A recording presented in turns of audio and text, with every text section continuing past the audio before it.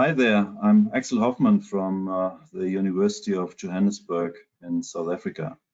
I'm a geologist, and in a couple of days from now I will be speaking to you on surface processes on the early Earth.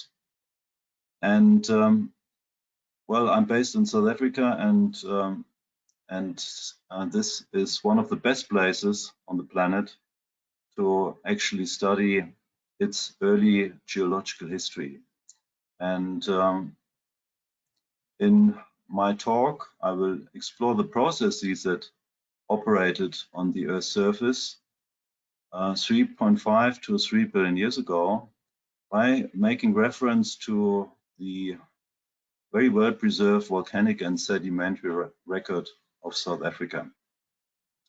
So I hope you will be joining me, and I see you then in a few days' time. Take care.